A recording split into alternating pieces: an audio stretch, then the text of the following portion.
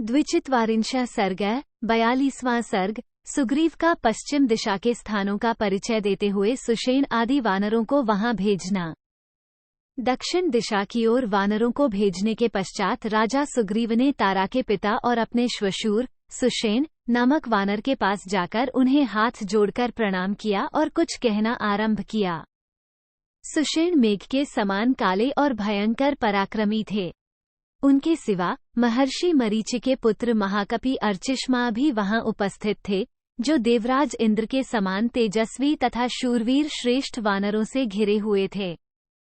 उनकी कांति विनत्यानंदन गरुड़ के समान थी। वे बुद्धि और पराक्रम से संपन्न थे। उनके अतिरिक्त मरीचि के पुत्र मारीच नाम वाले वानर भी थे, जो महाबली और अर्चिरमाल्य नाम से प्रसिद्ध थे। इनके सिवा और भी बहुत से ऋषि कुमार थे, जो वानर रूप में वहां विराजमान थे। सुषेण के साथ उन सबको सुग्रीव ने पश्चिम दिशा की ओर जाने की आज्ञा दी और कहा, कपिवरो, आप सब लोग 2 लाख वानरों को साथ ले सुषेण जी की प्रार्थना में पश्चिम को जाइए और विदेह नंदिनी सीता की खोज कीजिए। 1-5-1/2 श्रेष्ठ वानरों, सौराष्ट्र, बाहलिक और चंद्रचित्र आदि देशों, अन्यान्य समृद्धिशाली एवं रमणीय जनपदों, बड़े बड़े नगरों तथा पुन्नाग, बकुल और उद्दालक आदि वृक्षों से भरे हुए कुक्षिदेश में एवं केवड़े के वनों में सीता की खोज करो। 6-7-1/2 पश्चिम की ओर बहने वाली शीतल जल से सुशोभित कल्याणमयी नदियों, तपस्वी जनों के वनों तथा दुर्गम पर्वतों में भी विदेह कुमारी का पता लगाओ। 8-1/2 पश्चिम दिशा में प्रायः मरुभूमि है। अत्यंत ऊंची और ठंडी शिलाएं हैं तथा पर्वतमालाओं से घिरे हुए बहुत से दुर्गम प्रदेश हैं। उन सभी स्थानों में सीता की खोज करते हुए क्रमशः आगे बढ़कर पश्चिम समुद्र तक जाना और वहां के प्रत्येक स्थान का निरीक्षण करना। वानरों, समुद्र का जल तिमी नामक मत्स्यों तथा बड़े बड़े ग्राहों से भरा हुआ है। वहां सब ओर देख भाल करना। 9-10-1/2 समुद्र के तट पर केवड़ों के कुंजों में, तमाल के काननों में तथा नारियल के वनों में तुम्हारे सैनिक वानर भली भांति विचरण करेंगे। वहां तुम लोग सीता को खोजना और रावण के निवास स्थान का पता लगाना। समुद्र तटवर्ती पर्वतों और वनों में भी उन्हें ढूंढना चाहिए। मुरवीपत्तन, मोरवी तथा रमणीय जटापुर में, अवती तथा अंगलेपापुरी में, अलक्षित वन में और बड़े बड़े राष्ट्रों एवं नगरों में जहां तहां घूमकर पता लगाना। 13-14 यह अवती पूर्व दिशा के मार्ग में बताई गई अवती से भिन्न है। सिंधु नद और समुद्र के संगम पर सोमगिरी नामक एक महान पर्वत है, जिसके 100 शिखर हैं। वह पर्वत ऊंचे ऊंचे वृक्षों से भरा है। उसकी रमणीय चोटियों पर सिंह नामक पक्षी रहते हैं, जो तिमी नाम वाले विशालकाय मत्स्यों और हाथियों को भी अपने घोंसलों में उठा लाते हैं। 15-16 सिंह नामक पक्षियों के उन घोंसलों में पहुंचकर उस पर्वत शिखर पर उपस्थित हुए जो हाथी हैं, वे उस पंखधारी सिंह से सम्मानित होने के कारण गर्व का अनुभव करते और मन ही मन संतुष्ट होते हैं।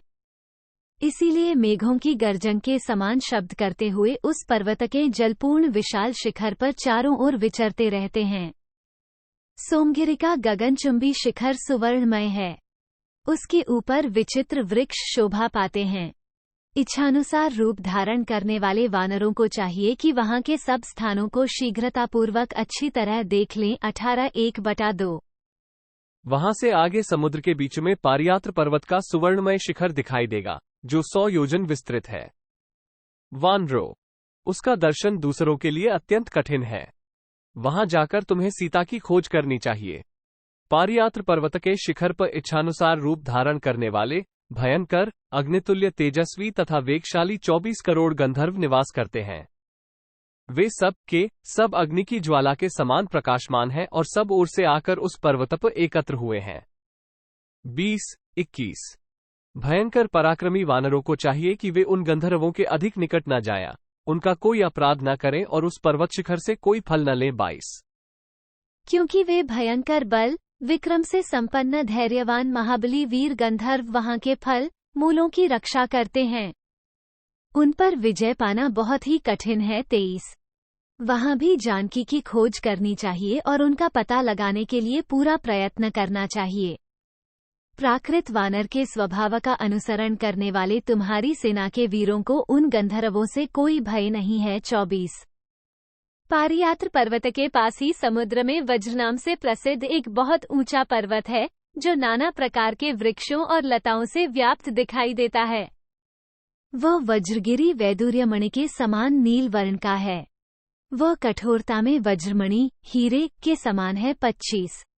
वह सुंदर पर्वत वहां 100 योजन के घेरे में प्रतिष्ठित है। उसकी लंबाई और चौड़ाई दोनों बराबर है। वानरों, उस पर्वत पर बहुत सी गुफाएं हैं। उन सब में प्रयत्नपूर्वक सीता का अनुसंधान करना चाहिए। 26। समुद्र के चतुर्थ भाग में चक्रवान नामक पर्वत है। वहीं विश्वकर्मा ने सहस्रार चक्र का निर्माण किया था। 27। तारांकन जिसमें 1000 अरे हों उसे सहस्रार चक्र कहते हैं। वहीं से पुरुषोत्तम भगवान विष्णु पंचजन और हयग्रीव नामक दानवों का वध करके 5 जन्य शंख तथा वह सहस्रार सुदर्शन चक्र लाए थे। 28। चक्रवान पर्वत के रमणीय शिखरों और विशाल गुफाओं में भी इधर उधर वैदेही सहित रावण का पता लगाना चाहिए। 29। उससे आगे समुद्र की अगाध जलराशि में सुवर्णमय शिखरों वाला वराह नामक पर्वत है, जिसका विस्तार 64 योजन की दूरी में है। 30। वहीं प्राग्ज्योतिष नामक सुवर्णमय नगर है, जिसमें दुष्टात्मा नरक नामक दानव निवास करता है। 31। उस पर्वत के रमणीय शिखरों पर तथा वहां की विशाल गुफाओं में सीता सहित रावण की तलाश करनी चाहिए। 32। जिसका भीतरी भाग सुवर्णमय दिखाई देता है, उस पर्वतराज वराह को लांघकर आगे बढ़ने पर एक ऐसा पर्वत मिलेगा जिसका सब कुछ सुवर्णमय है तथा जिसमें लगभग 10 सहस्र झरने हैं। 33।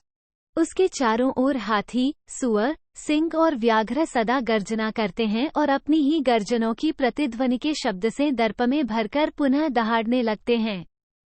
34। उस पर्वत का नाम है मेघगिरी, जिस पर देवताओं ने हरित रंग के अश्व वाले श्रीमान पाक्षासन इंद्र को राजा के पद पर अभिषिक्त किया था। 35।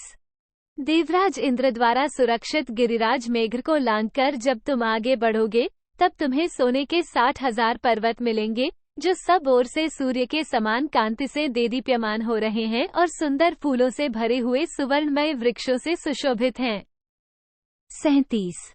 उनके मध्य भाग में पर्वतों का राजा गिरिश्रेष्ठ मेरु विराजमान है, जिसे पूर्व काल में सूर्यदेव ने प्रसन्न होकर वर दिया था। उन्होंने उस शैलराज से कहा था कि जो दिन रात तुम्हारे आश्रय में रहेंगे, वे मेरी कृपा से सुवर्णमय हो जाएंगे तथा देवता, दानव, गंधर्व जो भी तुम्हारे ऊपर निवास करेंगे, वे सुवर्ण के समान कांतिमान और मेरे भक्त हो जाएंगे। 38, 40। विश्वेदेव, वसु, मरुदगण तथा अन्य देवता सायंकाल में उत्तम पर्वत मेरु पर आकर सूर्यदेव का उपस्थान करते हैं। उनके द्वारा भली भांति पूजित होकर भगवान सूर्य सब प्राणियों की आंखों से ओझल होकर अस्ताचल को चले जाते हैं। 41, 42। मेरु से अस्ताचल 10,000 योजन की दूरी पर है, किंतु सूर्यदेव आधे मुहूर्त में ही वहां पहुंच जाते हैं। 43। उसके शिखर पर विश्वकर्मा का बनाया हुआ एक बहुत बड़ा दिव्य भवन है, जो सूर्य के समान दीप्तिमान दिखाई देता है। वह अनेक प्रासादों से भरा हुआ है। नाना प्रकार के पक्षियों से व्याप्त विचित्र विचित्र वृक्ष उसकी शोभा बढ़ाते हैं। वह पाशधारी महात्मा वरुण का निवास स्थान है। 45। मेरु और अस्ताचल के बीच एक स्वर्णमय ताड़ का वृक्ष है, जो बड़ा ही सुंदर और बहुत ही ऊंचा है। उसके 10 स्कंद, बड़ी शाखाएं हैं। उसके नीचे की वेदी बड़ी विचित्र है। इस तरह वह वृक्ष बड़ी शोभा पाता है। 46। वहां के उन सभी दुर्गम स्थानों, सरोवरों और सरिताओं में इधर उधर सीता सहित रावण का अनुसंधान करना चाहिए। 47।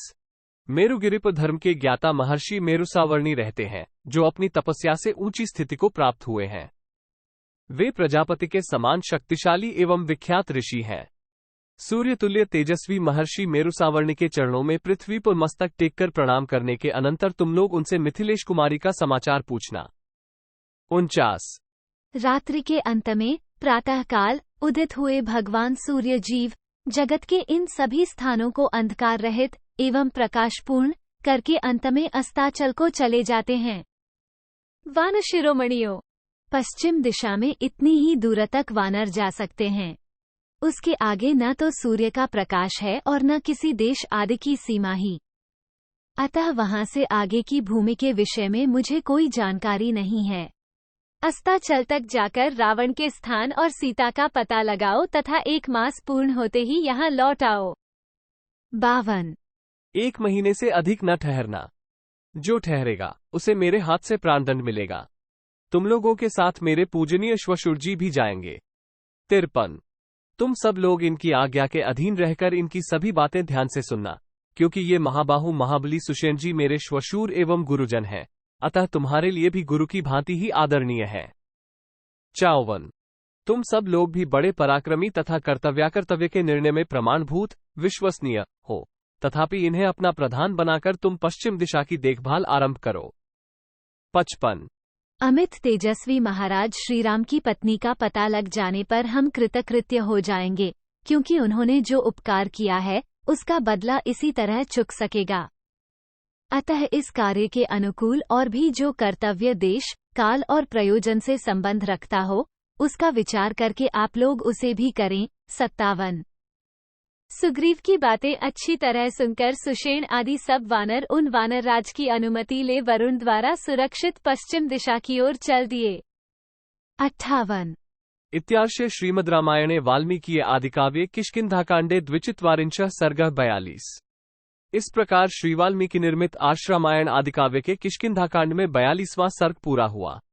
42।